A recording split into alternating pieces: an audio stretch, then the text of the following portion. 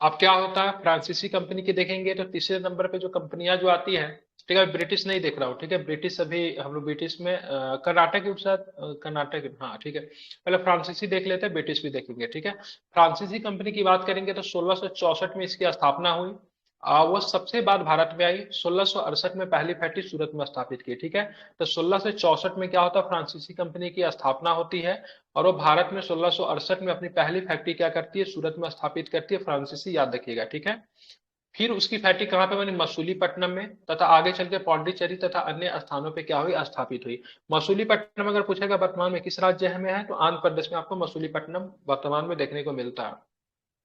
अब यहाँ पे देखेंगे सबसे बड़ी बात ये थी, कि सबसे दिलचस्प बात ये थी कि फ्रांसीसी कंपनी सबसे विलंब से आई थी, लेकिन ब्रिटिश कंपनी को सबसे अधिक चुनौती फ्रांसीसी कंपनी से मिल रही थी। इसके बहुत सारे रीजन थे। ब्रिटिश कंपनी को सबसे ज्यादा चुनौती देने का काम किसने किया था, तो चुनौती देने का काम किसने किया था, तो फ्रांसीसी कंपनी ने ही किया था। रीजन क्या था, तो देखेंगे रीजन क्या क्या रीजन था जो कि मतलब ब्रिटिश कंपनी को फ्रांसीसी कंपनी के द्वारा सबसे अधिक चुनौती मिली, उसको जरा समझने की कोशिश करते हैं। तो फ्रांस यूरोप में एक बड़े एवं शक्तिशाली राष्ट्र के रूप में स्थापित तथा वैश्विक साम्राज्य के निर्माण के मोर्चे में ब्रिटिश कंपनी को सशक्त चुनौती दे रहा था, क्योंकि ये जिस तरीके से ब्रिटेन जो अपना वर्चस्व जो मतलब कहाँ रखता था, यूरोप में रखता था, उसी तरह से वर्चस्व जो था, ठीक है, फ्रांस का भी मतलब क्या था, यूरोप में था, ठीक है, मतलब संसाधन इसके पास ठीक ठाक था। लेकिन दिक्कत क्या थी, कि फ्रांसीसी कंपनी जो थी एक सरकारी कंपनी थी, ठीक है।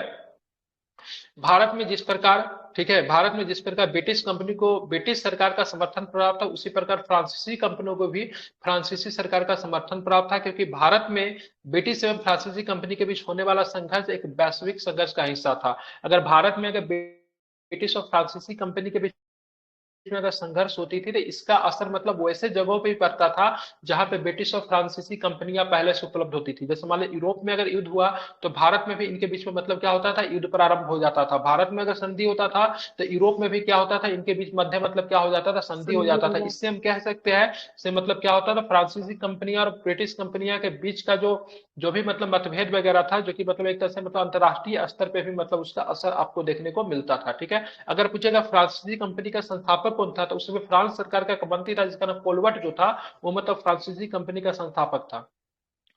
यहाँ पे देखेंगे, ठीक है, भारत में ब्रिटिश शासन की नींव। अब भारत में ब्रिटिश शासन की नींव के पीछे क्या कारण है, इसको जरा समझने की कोशिश करेंगे।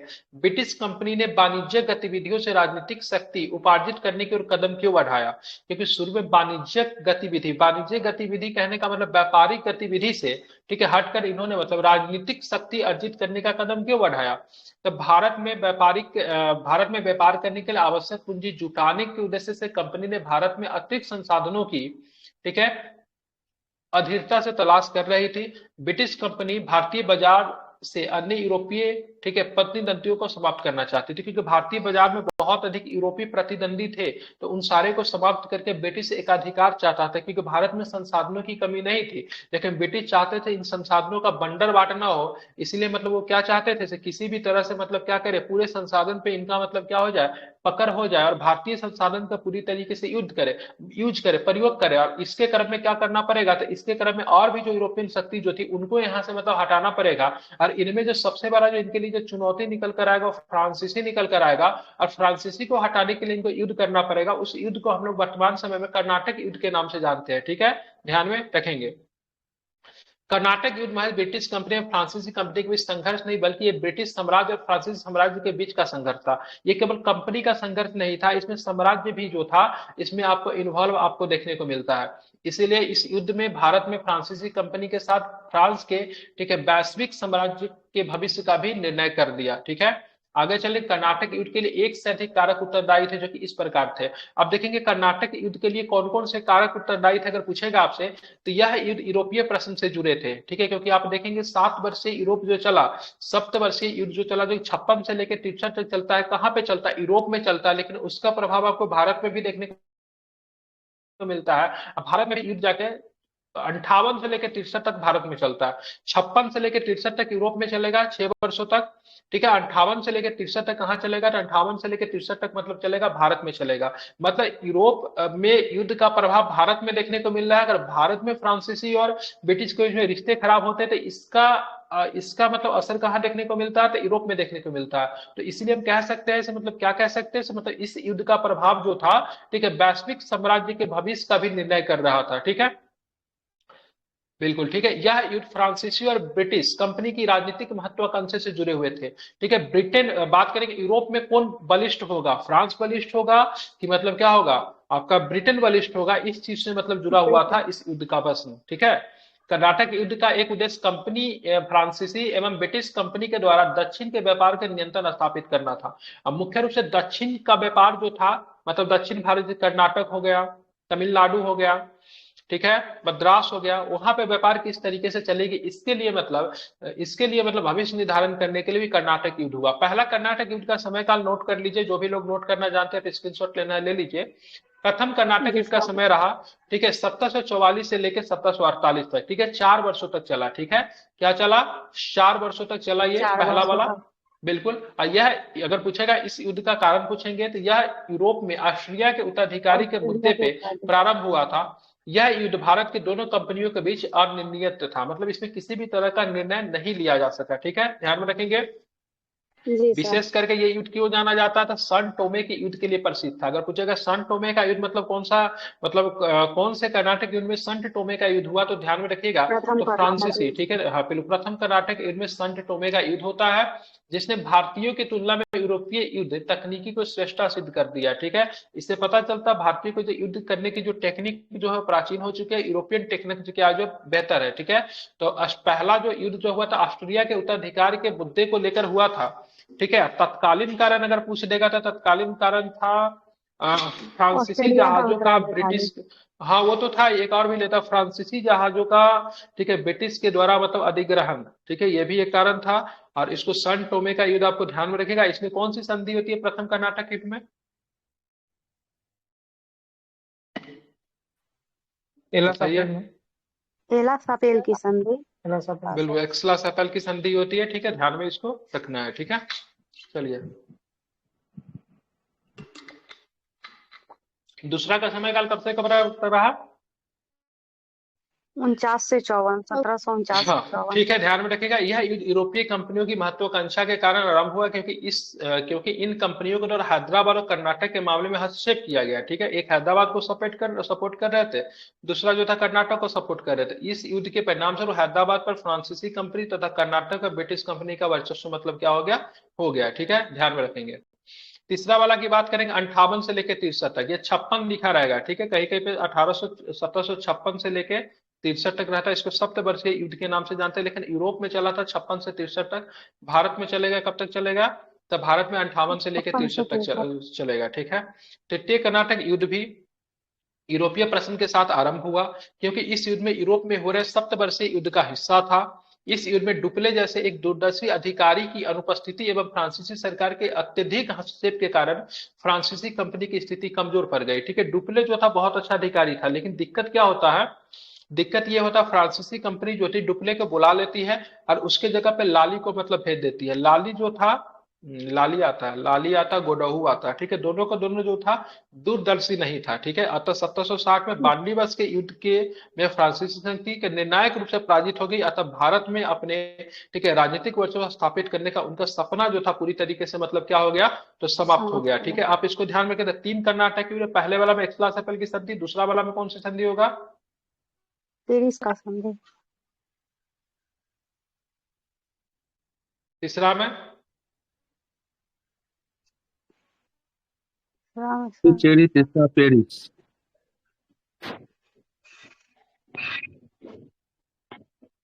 एक मिनट,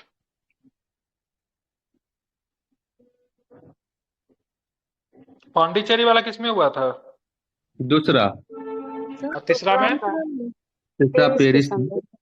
पेरिस की संधि। ठीक है, ध्यान में रखिएगा। ठीक है, एक्सला सेपल, पौंडीचेरी और पेरिस याद रखिएगा। ठीक है, चलिए, तो यहाँ पे पहला एक्सला सेपल, फिर पौंडीचेरी, फिर पेरिस होता है। ठीक है, 1760 में बार्डिवेस के युद्ध फ्रांसीसी कंपनी के निर्णायक रूप से पराजित हो गया था। ठीक है, उधर यूरोप में सप्टेंबर युद्ध के समय ब्रिटिश साम्राज्य के हाथों फ्रांसीसी साम्राज्य की हार ने फ्रांस में एक वैश्विक साम्राज्य स्थापित करने का सपना को चकनाचूर कर दिया। ठीक है, यूरोप में भी सप्टेंबर युद्ध में मतलब किसकी जीत हुई, तो ब्रिटिश सरकार की जीत हुई। और यहाँ पे भी आप देखोगे तो मतलब क्या देखते हैं, तो यहाँ पे मतलब किसकी हार होती है, तो फ्रांसीसियों की हार होती है।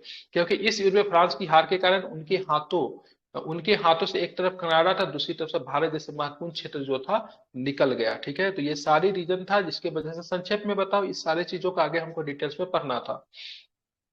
भारत में ब्रिटिश शासन की स्थापना। ठीक है, भारत में ब्रिटिश शासन की स्थापना के लिए सारे जो उपयुक्त कारण थे वो उपलब्ध थे। भारतीय शासकों के बीच में मिलती नहीं थी। ठीक है, सारे के सारे कठपुतली बने हुए थे, कंपनियों के कठपुतली बने हुए थे, कुछ फ्रांसीसी से जुड़े थे, तो कुछ जो थे किससे जुड़े थे, तो कुछ जो थे ब्रिटिश से जुड़े हुए थे।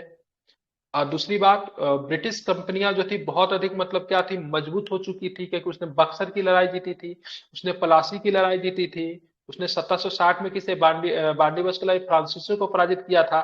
तो ये सारे उपयुक्त कारण उपलब्ध थे जिसके वजह से मतलब क्या हुआ भारत में, ठीक है, ब्रिटिश शासन की स्थापना हुई। अब देखेंगे ब्रिटिश सफलता के कारण क्या थी, तो सबसे बात देखेंगे ब्रिटिश कंपनियां व्यावसायिक रूप से अधिक पेशेवर और सफल थी। फ्रांसीसी कंपनियां के विपरीत ब्रिटिश कंपनियां एक ज्वाइंट स्टॉक कंपनी थी, इसीलिए इसमें सरकार का अनुचित हस्तक्षेप कम था, ये सबसे बड़ा रीजन था। फ्रांसीसी कंपनी कैसी कंपनी थी, सरकारी कंपनी थी, सरकार इसमें हस्तक्षेप करती थी, सरकार इसको चलाने की काम करती थी।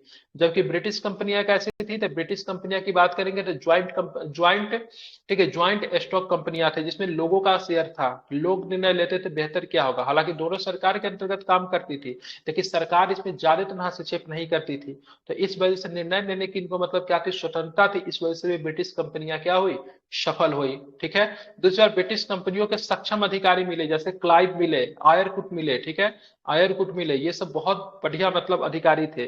ठीक है, जिनके वजह से ब्रिटिश कंपनियां मतलब क्या हुई, सफल हुई। हालांकि वहां पर भी वहां पर भी डुप्ले अच्छा था, लेकिन डुप्ले को जब यहाँ पे इनका प्रयोग करना चाहिए था, डुप्ले को सरकार वापस बुला लेती है। बंगाल के संसाधनों ने ब्रिटिश कंपनियों को लाभान्वित किया। बंगाल के संसाधन जो था बहुत ही समृद्ध संसाधन माना जाता था। प्लासी की लड़ाई जीता था 57 में, बक्सर जीता है 64 में। तो बंगाल का संसाधन पे पूरी तरीके से मतलब क्या हुआ, इनका एकाधिकार हो गया, और इस वजह से इनको काफी अधिक मतलब क्या मिला, लाभ मिला। ठीक है, अब यहाँ पे देखेंगे यूरोपीय कंपनियों का आगमन की क्रम की देखेंगे तो सबसे पहले पुर्तगाली, फिर डच, फिर ब्रिटिश, फिर डेनिश, फिर फ्रांसीसी आएगा। ठीक है, इसको याद कीजिएगा, इंपॉर्टेंट है। ठीक है, सबसे पहले पुर्तगाल आएगा, फिर डच आएगा, फिर मतलब क्या आएगा, ब्रिटिश आएंगे, फिर डेनिश आएंगे, फिर मतलब फ्रांसीसी आएंगे। फ्रांसीसी सबसे लास्ट में आएंगे। 1664 में कंपनी बनी थी। ठीक है, अरे 1664 में कंपनी बनी थी, और 1668 में आते हैं। ठीक है,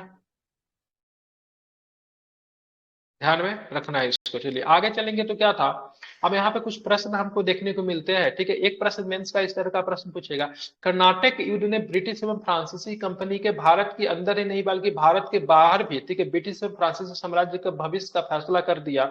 इसके बारे में परीक्षण कीजिए। क्योंकि जब ब्रिटिश और फ्रांसीसी जब अगर लड़ते थे तो इसका प्रभाव केवल भारत में ही नहीं देखने को मिलता था, इसका प्रभाव जो वैश्विक स्तर पे भी आपको देखने को मिलता था।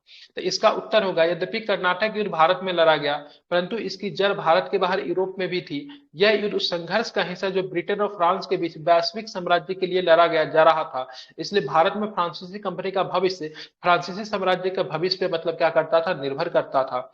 भारत में फ्रांसीसी गवर्नर डुप्ले ने फ्रांसीसी कंपनी को व्यापारिक गतिविधियों के अतिरिक्त वर्चस्व की दिशा में मोड़ दिया। इस नीति की अभिव्यक्ति द्वितीय कर्नाटक युद्ध में तब हुआ जब डुप्ले ने हैदराबाद एवं कर्नाटक के राज्य पर फ्रांसीसी नियंत्रण स्थापित करने का प्रयास किया, परंतु फ्रांसीसी सरकार ने अनावश्यक हस्तक्षेप तथा ब्रिटिश कंपनी के चुस्त प्रबंधन एवं बेहतर संसाधन के कारण कंपनी पिछड़ गई तथा फिर क्या होता, बांडीवास का युद्ध हुआ 1760 में। ठीक है, हार जाने के बाद साम्राज्य निर्माण का इनका सपना जो था क्या हो गया, चूर हो गया, चकनाचूर होगा। दूसरी तरफ से फ्रांसीसी साम्राज्य भी ब्रिटिश साम्राज्य से पिछड़ गया था। इसका कारण था ब्रिटिश सरकार की संरचना तथा ब्रिटेन की व्यावसायिक सफलता। अंत में सप्तवर्षीय युद्ध हारने के पश्चात फ्रांस ने अमेरिकी महाद्वीप में, कनाडा में, एशिया में भारत को खो दिया। ठीक है, तो सप्तवर्षीय युद्ध हारने के बाद फ्रांस ने अमेरिकी महाद्वीप में, ठीक है, कनाडा को खो दिया तथा एशिया में मतलब क्या खो दिया, भारत को खो दिया। ठीक है, इस प्रकार कर्नाटक युद्ध ने फ्रांसीसी कंपनी एवं फ्रांसीसी साम्राज्य दोनों के स्वप्न को एक साथ मतलब क्या कर दिया, चूर कर दिया। साम्राज्य भी गया और कंपनी भी गई, तो सारा चीज मतलब खत्म हो गया। लेकिन फ्रांसीसी भूलता नहीं है, फ्रांसीसी बदला लेगा। फ्रांसीसी बदला कब लेगा, जब अमेरिकी स्वतंत्रता संग्राम जब छिड़ेगी, ठीक है, तो अमेरिका और ब्रिटेन का जो लड़ाई जो होगा, क्योंकि अमेरिका किसका उपनिवेश था, ब्रिटेन का ही उपनिवेश था ना, 13 वहां पे राज्य थे, 13 राज्य मिलकर आगे चल के संयुक्त राज्य अमेरिका बनाएंगे। तो जब अमेरिका जब लड़ेगा ब्रिटेन से, तो फ्रांसीसी मतलब ब्रिटेन के खिलाफ अमेरिका को सपोर्ट करने के लिए पहुंच जाएंगे। अब सबसे तब जाके अंत में जाके 1776-77 के आसपास अमेरिका को स्वतंत्रता मिलेगी फ्रांसीसियों के हेल्प से। लेकिन इसके वजह से फ्रांसीसी को लंबा नुकसान होगा, इनका पूरा राजस्व खाली हो जाएगा। और 1789 में आप देखेंगे, ठीक है, वहां पे मतलब विशेष प्रकार का क्रांति शुरू हो जाता है, जिसको फ्रांसीसी क्रांति कहते हैं।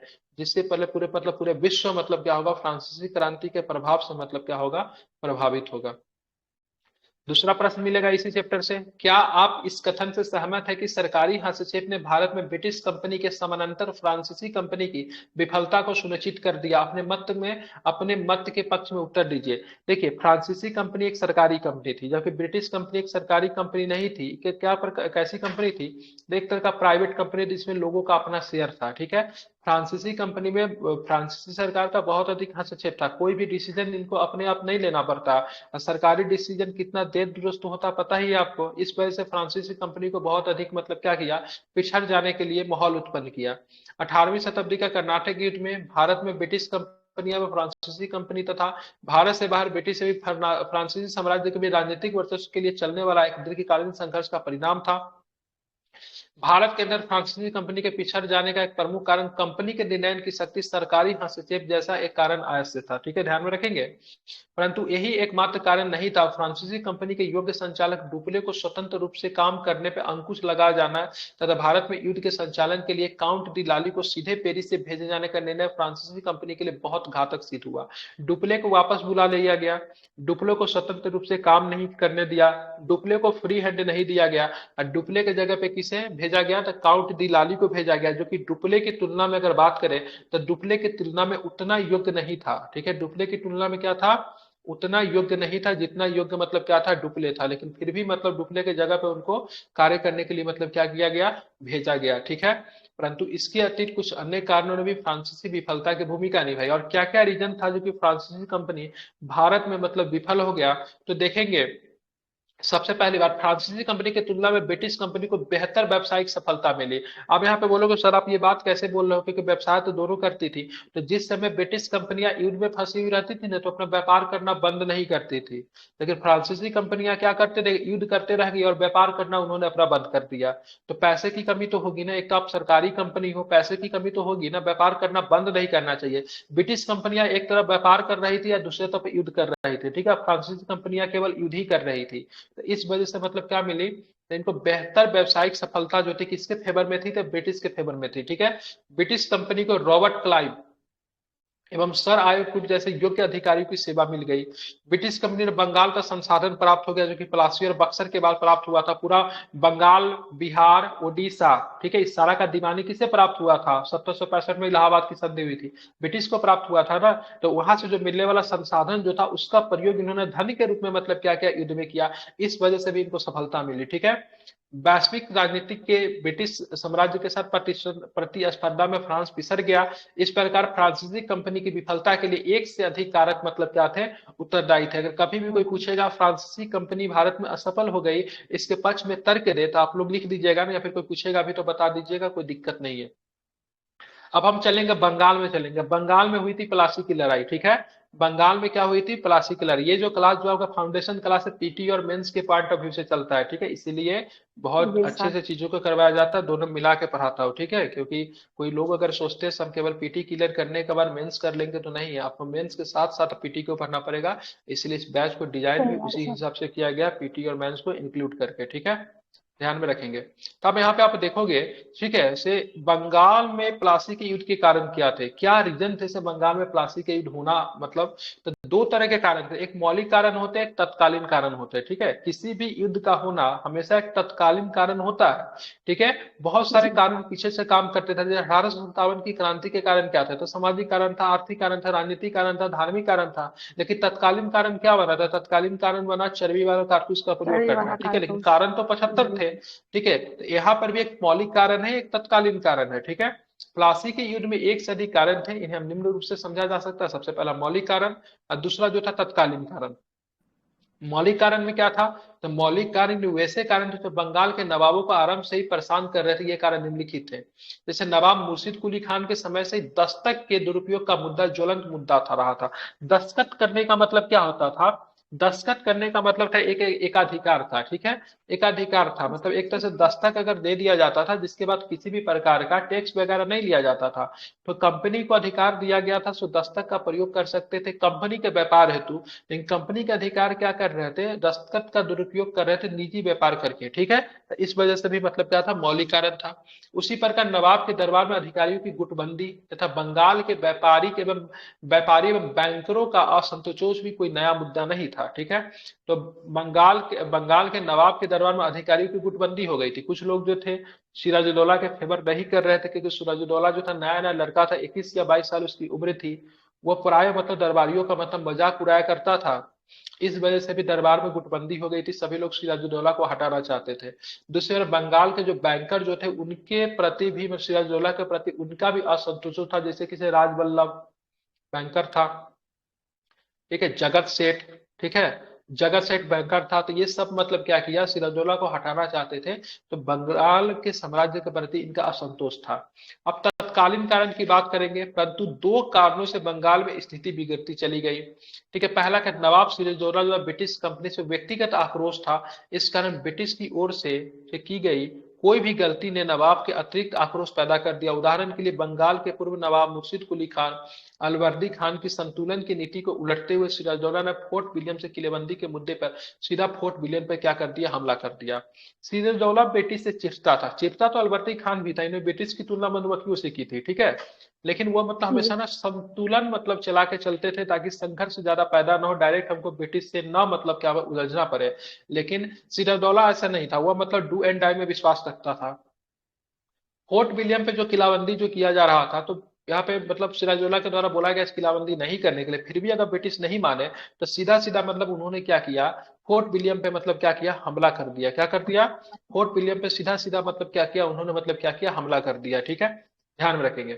नए नवाब में अनुभव की कमी थी, बोले ना बहुत कम एज का लड़का था, 21-22 साल का लड़का था, जिसके कारण अपने दरबार में गुटबंदी को नहीं समझ सका। वही दूसरी तरफ ब्रिटिश कंपनी ने इसका फायदा उठाते हुए नवाब के अधिकारियों को अपने पक्ष में कर लिया तथा युद्ध की स्थिति उत्पन्न कर दी, ठीक है। जो लोग मतलब सिराजुद्दौला के विरोधी थे, जो लोग चाहते थे सिराजुद्दौला शासक न बने, जैसे कि सिराजुद्दौला का जो मतलब मुख्य सेनापति था जिसका मतलब मीर जाफर, वो उसका एज काफी था, वो अपने आप को सिराजुद्दौला से ज्यादा योग्य समझता था, लेकिन उसको शासक नहीं बनाया गया। इस वजह से वो भी बहुत ही ज्यादा मतलब क्या था, नाखुश था। तो दरबारों में जो गुटबंदी जो हो रही थी, उसको मतलब क्या किया, ब्रिटिश कंपनी ने उसको पहचाना, ठीक है, और उसको अपने फेवर में कर लिया क्लाइव ने, ठीक है। आगे चल प्लासी के युद्ध के प्रभाव क्या पड़ा, तो प्लासी के युद्ध का प्रभाव के बारे में देखेंगे तो कंपनी द्वारा बंगाल के नवाब पे अपना वर्चस्व स्थापित कर लिया गया, ठीक है। कंपनी बंगाल में व्यापार के वित्त पोषण के लिए बृहद संसाधन प्राप्त कर सकती, मतलब बहुत ज्यादा बंगाल का पूरा बंगाल मतलब कंपनी को मिल जाता है। ब्रिटिश कंपनी अपने यूरोपीय प्रतिद्वंदियों के बंगाल से मतलब बाहर कर सके, पूरा बंगाल ही जब इनके अधीन था, तो जो यूरोपीय प्रतिद्वंदी जो थी सबको बोला गया बंगाल को छोड़ देने के लिए, और सभी छोड़ भी देते हैं, ठीक है। तो 1757 और 1757 में तो नहीं उतना, लेकिन 1764 में जो बक्सर की लड़ाई होती है, संपूर्ण बंगाल पर मतलब क्या किया था, ब्रिटिश साम्राज्य को मतलब क्या किया, स्थापित कर दिया, ठीक है। समझ गए, कोई दिक्कत है इस लाइन को समझने में, या फिर कोई और भी डाउट तो पूछ नहीं सकते सर। हैं, ठीक है। अब आगे चलेंगे तो यहाँ पे 1757 की लड़ाई हो जाती, प्लासी की लड़ाई। 1760 में बंगाल के नवाब का परिवर्तन होता है, ठीक है। अब यहाँ पे देखेंगे जब प्लासी की लड़ाई जब ब्रिटिश जीतता है, तो ब्रिटिश की सहायता कौन करता है, तो सिराजुद्दौला का मुख्य सेनापति होता है मीर जाफर। लेकिन मीर जाफर जब मतलब जब शासक बनता है, तो पता चलता है भाई साहब बंगाल का शासक रहे या न रहे कोई मैटर नहीं है, पूरी तरीके से ब्रिटिश ही इसका मतलब क्या कर रहे हैं, चला रहे हैं। और खजाना मतलब पूरी तरीके से मतलब क्या हो चुका है, खाली हो चुका है। तो मीर जाफर जो था अंग्रेजों की बात, ब्रिटिशों की बात, ब्रिटिश कंपनी की बात को अनसुना करने लगता है। तो इसके लेकर क्या होता है, मीर जाफर को हटाकर मीर कासिम को बंगाल का नवाब, नया नवाब बनाया जाता है। ठीक है, ब्रिटिश कंपनी ने इस घटना को बंगाल क्रांति के रूप में निरूपित किया था। अगर पूछेगा बंगाल क्रांति क्या है, तो सिंपल आप ये बताना, बंगाल क्रांति का अर्थ ये है, ऐसे मतलब मीर जाफर को हटाकर मीर कासिम को नया मतलब सुल्तान बनाया गया, शासक बनाया गया, इसको बंगाल क्रांति के नाम से जानते। परंतु ये किसी भी दृष्टि से क्रांति नहीं थी। ठीक है, किसी भी दृष्टि से क्रांति नहीं थी, लेकिन ब्रिटिश कहते हैं इसको। अब यहाँ पे क्या होता है, नया साम्राज्य जो बना, ठीक है, नया साम्राज्य जो बना, वो सब नया नवाब जो बना, उससे भी कंपनी की नहीं बनती है। मीर कासिम भी कार्य करेगा, अपनी राजधानी मुर्शिदाबाद से हटाकर मतलब मुंगेर हस्तांतरित कर लेगा। कभी पूछेगा मुर्शिदाबाद को राजधानी ढाका से हटाकर किसने बनाया था? मीर कासिम। मुर्शिद कुली खान की राजधानी कहाँ था? मुर्शिद कुली खान ही ना मुर्शिदाबाद राजधानी बनाया था। मीर कासिम ने अपना राजधानी कहाँ ले जाता उठा के, तो मुंगेर ले जाएगा। ठीक है, तो यहाँ पे आप देखोगे नया नवाब एक स्वतंत्र शासक की तरह व्यवहार करने के लिए क्या था, धृत प्रतिज्ञ था। उसने अपनी राजधानी मुर्शिदाबाद से बिहार के मुंगेर में हस्तांतरित कर दिया, और उसने वहां पे गन फैक्ट्री कारखाना की स्थापना की। ठीक है, अब यहाँ पे जब गन फैक्ट्री की जब स्थापना करता है, तब ब्रिटिश का एकदम आंख खुलता है, बोलता है इसको तो हमने नवाब बनाई, गन फैक्ट्री की स्थापना क्यों कर रहा है, वहां से बनने वाला गन का प्रयोग हमारे तरफ तो नहीं करेगा। तो इनके साथ भी नहीं बनता। दूसरी बार मीर कासिम जो था शाह आलम द्वितीय से मिलता है। शाह आलम द्वितीय उस समय मुगल शासक होता। अगर पूछेगा बक्सर के युद्ध के समय मुगल शासक कौन थे, तो शाह आलम द्वितीय। शाह अब आलम बक्सर के द्वितीय। युद्ध के समय में, ठीक है, अवध के नवाब कौन थे, सुजाउदौला। ठीक है, ध्यान में रखिएगा, इंपॉर्टेंट है। दस्तखत का जो दुरुपयोग जो कर रहे थे ब्रिटिश, ठीक है, दस्तक का जो दुरुपयोग कर रहे थे ब्रिटिश, उस पे रोक लगाया। इन्होंने दस्तखत जो था, जो कि दस्तक सिग्नेचर जिसको कहते हैं, इसका दुरुपयोग करने के लिए इन्होंने क्या नियम लगा, इसका ब्रिटिश खूब दुरुपयोग कर रहे थे। ठीक है, कंपनी का व्यापार करते थे, पर्सनल व्यापार भी कर, इन्होंने बोला ठीक है तुम इसका दुरुपयोग करोगे, हम दस्तक ही फ्री कर देते हैं, टैक्स फ्री कर देते हैं, जिसको भी व्यापार करना है बंगाल में व्यापार करो, किसी से भी 1 रुपया भी टैक्स लिया ही नहीं जाएगा। इस बात से मतलब क्या, इस बात से मतलब थोड़ा ब्रिटिश को नुकसान होगा। मान लीजिए कहीं पे टैक्स, हमसे टैक्स लिया जाता था, ठीक है, केवल बात करेंगे केवल ब्रिटिश को टैक्स नहीं देना है, बाकी भारतीय जनता को टैक्स देना है, तो जाहिर सी बात है ब्रिटिश को तो खूब फायदा होगा। लेकिन सारे को अगर टैक्स फ्री कर देंगे, तो ब्रिटिश का भी टैक्स फ्री, भारतीय लोगों का भी टैक्स फ्री, तो ऐसे कंडीशन में क्या होगा, सबके लिए बराबर नियमावली चलेगी। ठीक है, तो क्या होगा, नुकसान किसे होगा, ब्रिटिश को नुकसान होगा। ठीक है, इसी बात को लेकर मतलब क्या होता है, तो इसी बात को लेकर मतलब क्या होता है, ब्रिटिश कंपनियां नाराज हो जाती है। ठीक है, तो इस तरीके से आपका बक्सर का युद्ध होगा, पहले प्लासी का युद्ध। प्लासी के युद्ध में ब्रिटिश नवाब की, सॉरी, ब्रिटिश शासक, प्लासी के युद्ध में बंगाल के शासक की बात करेंगे तो सिराजदौला। ठीक है, अब बक्सर के युद्ध में बंगाल की शासक की बात करेंगे तो मीर कासिम। ठीक है, सिराजदौला के बाद मीर जाफर बनेगा, अब मीर कासिम के बाद फिर से मीर जाफर बनेगा, तो मीर जाफर 2 बार बंगाल का नवाब बनेगा। ठीक है, याद रखिएगा। कंपनी के व्यापारिक कंपनी के व्यापारिक कंपनी से राजनीतिक शक्ति के रूप में स्थापित हो गई। देखेंगे बक्सर के का प्रभाव क्या, कंपनी शुरू में व्यापार करने आई थी, लेकिन अब 1764 में जब इनको पूरा एक बड़ा सा भूमि मिल गया, तो कंपनी जो पहले, ठीक है, एक व्यापारिक शक्ति के रूप में आई थी, अब एक राजनीतिक शक्ति के रूप में क्या हो जाएगी, परिवर्तित हो जाएगी। कंपनी का नियंत्रण केवल बंगाल पर ही नहीं, बल्कि बंगाल से अवध और मुगल शासक शाह आलम द्वितीय पर भी हो गया, क्योंकि इन्होंने मतलब क्या किया था, बक्सर के युद्ध में केवल बंगाल के शासक को, नवाब को नहीं हराया था, साथ में इसने अवध के शासक शुजाउदौला को भी पराजित कर दिया। ठीक है, शाह आलम द्वितीय को भी मतलब क्या किया, पराजित कर दिया। तो एक साथ मतलब क्या किया, 3 3 शासक को इन्होंने मतलब क्या किया था, पराजित कर दिया। इसलिए इलाहाबाद की 2 संधि होती है, एक कितने कितने तारीख को होती है इलाहाबाद की संधि, 12 और 16 को मतलब इलाहाबाद की संधि होती है। एक मुगल शासक के साथ किया जाता है, एक बंगाल के शासक के साथ, सॉरी, मुगल शासक के साथ किया जाता है, एक इसके साथ, अवध के शासक के साथ किया जाता है। ठीक है, ध्यान में रखेंगे। कंपनी ने बंगाल की दीवानी प्राप्त करने के लिए भारतीय व्यापार के वित्त पोषण की समस्या को सुलझा दिया। अब वित्त पोषण की समस्या मतलब पैसा कहां से आएगा, फाइनेंस कहां से होगा, लेकिन कंपनी को बंगाल की दीवानी प्राप्त हुई। अब बंगाल उस समय सबसे मतलब उपज वाला ही देश मतलब वो था, बहुत अधिक राजस्व की प्राप्ति वहां से होती थी। तो इनका जो समस्या, जो वित्त पोषण का जो समस्या था, वो समस्या मतलब पूरी तरीके से सुलझ गया। ठीक है, अब यहाँ पे देखेंगे एक प्रश्न और भी बनता है, ठीक है। प्लासी का युद्ध एक बड़ा युद्ध नहीं बल्कि एक बड़ा विश्वासघात था, इस कथन का परीक्षण कीजिए। प्लासी का युद्ध, ठीक है, एक बड़ा युद्ध नहीं था बल्कि एक विश्वासघात था। पहला बार किसी भारत के सम्राट को, ठीक है, उनको मारा गया था। रीजन क्या बताया गया था? रीजन वही काल कोठरी की घटना को रीजन को जस्टिफाई किया गया था, ठीक है, समझे। तो ये एक तरह का विश्वासघात है, इसको हम समझेंगे। प्लासी का युद्ध कोई खुला संघर्ष नहीं था। अब आमने सामने की लड़ाई होती तो वो तो समझ में आता, लेकिन आपने क्या किया, अपने मीर जाफर को मिला लिया। बंगाल का सेठ जो था जगत सेठ, वो समर्थन दे रहा था। राज बल्लभ जो था वो भी मतलब ब्रिटिश का समर्थन, शौकत जंग जो था जो कि उसका मौसेरा भाई था सिराजुद्दौला को, वो भी ब्रिटिश को समर्थन दे रहा। घसीटी बेगम जो उसकी मौसी जो थी वो भी ब्रिटिश का समर्थन दे रहा था। तो ये खुला संघर्ष नहीं था, एक तरह का कॉन्स्पिरेसी था, जो कि कॉन्स्पिरेसी किसके लिए रचा गया? तो बंगाल के शासक, ठीक है, सिराजुद्दौला के लिए मतलब रचा गया, ठीक है। प्लासी का युद्ध कोई खुला संघर्ष नहीं था, नहीं नवाब की सेना और कंपनी की सेना में कोई समानता थी। युद्ध भूमि में नवाब के मुख्य सेना पे मीर बख्शी, मतलब मीर बख्शी जिसको कहते हैं मुख्य सेनापति जिसको कहते हैं, मीर जाफर के अधीन हाथे बांधे रखी थी। बस एक छोटी सी सेना ब्रिटिश से लड़ रही थी, परंतु मीर बख्शी मीर जाफर के विश्वासघातपूर्ण सुझाव के कारण वो सेना शीघ्र ही मतलब क्या हो गई, ध्वस्त हो गई। वास्तव में प्लासी के युद्ध की तुलना क्रिकेट के मैच के फिक्सिंग से की जाती है। मतलब ऐसा समझिए, जो कप्तान बैटिंग करने तो उतरा, लेकिन पता चला उसके 11 के 11 खिलाड़ी, 10 के 10 खिलाड़ी जो है क्या है, बिका हुआ है, ठीक है, समझ गए ना। तो प्लासी के युद्ध की तुलना क्रिकेट फिक्सिंग से की जाती है, जहां से कैप्टन को पता चला से उसके बाकी खिलाड़ी क्या है, ऑलरेडी पहले से मतलब क्या हो चुके हैं, बिक चुके हैं, ठीक है, ध्यान में रखेंगे।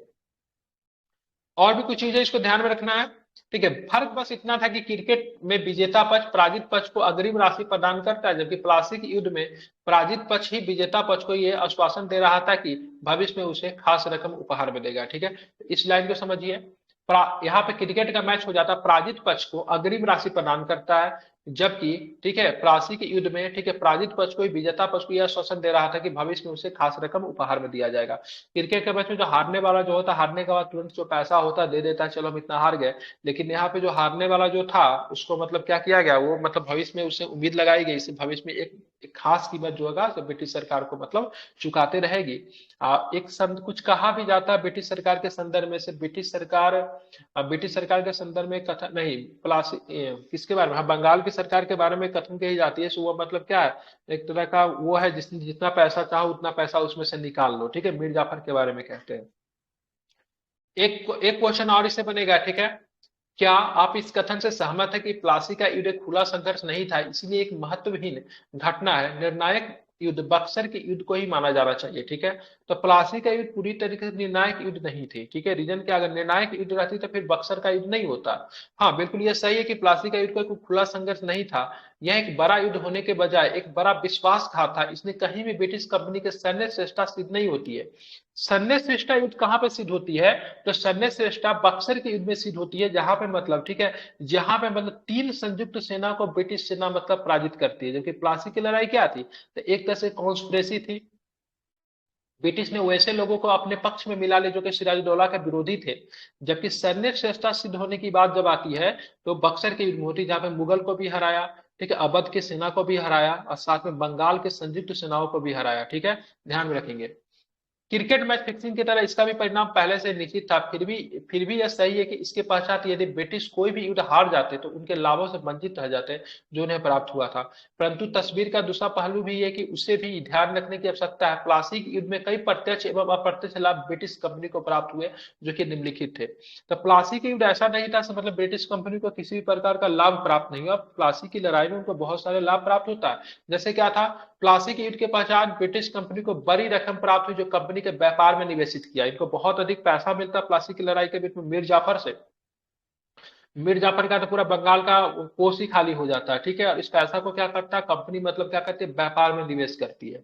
उसके बाद बंगाल के व्यापार पे कंपनी का नियंत्रण स्थापित हो गया। कंपनी अपने हिसाब से बंगाल का व्यापार चलाने लगे, जिसका फायदा उठाकर, ठीक है, कंपनी ने अन्य प्रतिद्वंदी को बाहर कर दिया, ठीक है। अब यहाँ पे कंपनी ने क्या फायदा उठाया, अपना दस्तखत को फ्री कर लिया और जो और भी कंपनियां जो थी उनके ऊपर बहुत अधिक टैक्स लगा दिया, ठीक है। अब आपका टैक्स फ्री हो गया, आपको मतलब व्यापार करने के लिए किसी भी तरह का टैक्स नहीं देना पड़ रहा। लेकिन बंगाल में और भी कंपनियां जो पहले से जो व्यापार करी उनको बहुत अधिक टैक्स देना पड़ रहा है। तो ऐसे कंडीशन में वो कंपनियां क्या हो गई, चुपचाप छोड़कर मतलब बंगाल निकल जाएगी। तो प्लासी के युद्ध में मतलब क्या हुआ, से अन्य कंपनियों के बंगाल से बाहर निकलने के लिए ब्रिटिश को एक सुनहरा मौका मिल गया। ठीक है, पूरा बंगाल जो था इनके लिए मतलब क्या होगा, पूरी तरीके से खाली हो गया। ठीक है, आगे देखोगे तो बंगाल में दस्तकारों पर ब्रिटिश कंपनी के नियंत्रण के कारण सस्ती दर पर व्यापारिक वस्तुएं प्राप्त कर सके। दस्तकार पूरी तरीके से नियंत्रण होगा, टैक्स पे नियंत्रण होगा ब्रिटिश कंपनियां को। तो आगे चल के मतलब क्या हुआ, तो आगे चल के मतलब क्या होगा, से बहुत ही सस्ती दरों पे मतलब इनको चीजें मतलब क्या होगी, उपलब्ध मतलब होने लगेगी। ठीक है, उसके बाद बात करेंगे तो उसके बाद क्या था, इन लाभों को फायदा फायदा ब्रिटिश कंपनी को प्राप्त हुआ। और फिर 7 वर्षों के पश्चात ब्रिटिश कंपनी आसानी से बक्सर की युद्ध जीत सकी। इसलिए प्लासी और बक्सर के युद्ध में दो पृथक युद्ध मानने के बजाय एक ही युद्ध के दो चरण मानने चाहिए। ठीक है, प्लासी का युद्ध बक्सर का युद्ध अलग नहीं था। प्लासी का युद्ध जो था, ठीक है, ब्रिटिश कंपनी की महत्वाकांक्षा साबित होती है बक्सर के युद्ध में। ठीक है, दो अलग अलग युद्ध मानने की वजह है, ठीक है, इसको मतलब एक ही युद्ध मान के, ठीक है, एक ही युद्ध के दो चरण मानना ज्यादा उचित होगा, प्लासी की युद्ध और बक्सर की लड़ाई। ठीक है, ध्यान रखिए कि दोनों का जुड़ाव था। ठीक है, दोनों का जुड़ाव प्रतिद्वंदी वही था। हालांकि एक बात कह सकते हैं, प्लासी की लड़ाई में ब्रिटिश तो जीता था, लेकिन उसमें उन्होंने कॉन्स्पिरेसी का सहारा लिया था, षड्यंत्रों का सहारा लिया था। जबकि बक्सर के युद्ध में ब्रिटिश ने अपने आप को सैन्य प्रतिष्ठा और सैन्य श्रेष्ठता के रूप में अपने आप को प्रतिस्थापित किया था, जिसमें एक साथ उसने तीन संयुक्त मतलब एक संयुक्त सेनाओं को पराजित किया था, जिसमें मुगल भी पराजित हुए थे, ठीक है, अवध भी पराजित हुआ था, साथ में बंगाल के नवाब भी पराजित हुए थे। ठीक है, तो सैन्य श्रेष्ठता के हिसाब से आप देखोगे तो बक्सर के युद्ध काफी महत्वपूर्ण हो जाता है। जबकि प्लासी की युद्ध का तुलना किससे करेंगे, तो क्रिकेट की मैच का जो फिक्स जो होता है, क्रिकेट मैच का फिक्सिंग से कहेंगे। ठीक है, जिसका मतलब क्या होता है, जिसका कैप्टन भी क्या होता है, ब्रिटिश के द्वारा एक तरह से बिक गया रहता है। ठीक है, ध्यान में रखेंगे, जो कि मीर जाफर की तुलना आप कर सकते हैं। ठीक है, अब यहाँ पे देखेंगे एक प्रश्न और भी आ जाता है। ठीक है, जिसके बाद इसमें आपको खुद से आपको लिखना है, प्लासी के युद्ध में ब्रिटिश विजय की पुष्टि बक्सर के युद्ध ने कर दी, इस कथन का परीक्षण कीजिए। मतलब हम कह सकते हैं प्लासी के युद्ध के विजय में ही बक्सर के युद्ध के बीज छिपे थे। जैसे बोलते थे ना कि प्रथम विश्व युद्ध में ही बीज छिपे थे द्वितीय विश्व युद्ध के। ठीक है, मतलब द्वितीय विश्व युद्ध के कारण का बीजारोपण प्रथम विश्व युद्ध में हो चुका था। वैसा ही अगर बात करें तो प्लासी के युद्ध ने, ठीक है, ब्रिटिश को बहुत अधिक महत्वाकांक्षा बना दिया, जो कि आगे चल के बक्सर के युद्ध में भी मतलब क्या हो सके, हम विजयी हो सके। तो एक प्रश्न आपके लिए छोड़े जा रहा हो, इसको आप लोग कर सकते हैं। ठीक है, तो इसी तरीके से ये चैप्टर जो था सब हम लोगों ने खत्म किया। हम लोगों ने चैप्टर को पीटी प्लस मेंस के पॉइंट ऑफ व्यू से हम लोगों ने पढ़ा। ठीक है, जैसे मेंस के मतलब बहुत सारे क्वेश्चन जो बन सकते थे चैप्टर से वो भी मैंने करवाया, और पीटी का भी मैंने आप लोगों को करवाया। ठीक है, तो ध्यान में रखें, इसका मैं पीडीएफ आप लोग को दे देता हूं। आप लोग कहाँ से पढ़ना, जैसे हाँ। ठीक है, ये छोड़ देना, आप यहाँ से पढ़ना। ठीक है, ये सब क्वेश्चन है मेंस का, उसको छोड़ देना। ठीक है, यहाँ से क्या क्या, पहले एक बार मैं हेडलाइंस बता दे रहा हूँ। सबसे पहले मुगल साम्राज्य के विघटन के पश्चात भारत के राजनीतिक परिदृश्य क्या होगा, तो नए नए राज्यों का उदय होगा। तीन तरह के राज्य उदय होंगे, एक होगा उत्तराधिकारी राज्य होगा। उत्तराधिकारी वैसे राज्य को कहेंगे क्योंकि इस राज्य को जो उदय करने वाले जो शासक जो थे, कहीं ना कहीं इनका संबंध किससे था, तो मुगलों से संबंध रहा था। जैसे बंगाल का शासक मुर्शिद कुली खान, ठीक है, किससे संबंध था, तो मुगल से संबंध था, क्योंकि मुगलों ने इसे अपना दीवान बना के भेजा था। दूसरा राज्य अवध हो जाएगा, अवध के शासक होता सादत खान था। इसको मुगल वजीर बनाकर, मुगल वजीर का मतलब इसको पद मिला था, बाद में जाके अवध जैसे स्वतंत्र राज्य की स्थापना कर लेता है। आगे की बात करेंगे, ठीक है, हैदराबाद, हैदराबाद का बात करेंगे, शासक कौन था, निजाम उल मल्क था, जो कि मतलब क्या था, ये भी मतलब वजीर के पद पे नियुक्त किया गया था, जो कि आगे चल के स्वतंत्र राज्य स्थापित कर लेता है। उसका हम लोग पहले विद्रोही राज्य, जो कि शुरू से मुगलों का विरोध करते रहे, सिख राज्य, मराठा राज, और साथ में जाट राज, ठीक है, जो कि बदन सिंह और चुरावन के नेतृत्व में बनी थी। ठीक है, अफगान में रुहेला राज, अहमद शाह अब्दाली के आने के बाद में अफगान में मतलब रुहेला राज्य का एक तरह से नींव पड़ता है। ठीक है, ये अफगानी थी। ठीक है, रुहेला राज्य जो था ना अफगानी थी। ठीक है, ध्यान में रखेंगे। आप चलेंगे मुगल साम्राज्य की परिधि से बाहर के राज्य, इनका संबंध मुगल साम्राज्य से नहीं था, लेकिन मुगलों के पतन के बाद इनका उदय होता है। मैसूर में वाडियार वंश का शासन, ठीक है, कालीकट, त्रावणकोर, वाडियार वंश का शासन का अंत होता है। और उसके बाद आप देखोगे हैदर और टीपू अपना एक अलग से मैसूर राज्य, स्वतंत्र मैसूर राज्य की स्थापना करते हैं। ठीक है, जो कि कब तक चलेगा, था 1799 तक चलेगा, चतुर्थ मैसूर वार के तक चलेगा। ठीक है, उसके बाद हमने क्या पढ़ा है, भारतीय बात करें कंपनियों का आगमन हम लोगों ने पढ़ा, यूरोपीय कंपनी जैसे पुर्तगीज के बारे में हम लोगों ने पढ़ा। पुर्तगीज के बारे में हम लोगों को पढ़ने का, डच के बारे में हम लोगों ने पढ़ा, डच के बाद हम लोगों ने किसके बारे में, ठीक है, फ्रांसीसी के बारे में थोड़ा सा पढ़ा, फ्रांसीसी के बारे में, फ्रांसीसी कंपनी भारत में किस तरीके से अपना विकास की, तो उसके कर्नाटिक वार जो लड़ेंगे, कर्नाटिक युद्ध के, कर्नाटिक वार के क्या परिणाम थे, ठीक है, कर्नाटिक वार की बात करें, भारत में क्या परिणाम हुए, ठीक है, और इसका वैश्विक स्तर पे क्या इसको परिणाम देखने को मिला, उसके बारे में हम लोगों ने समझा।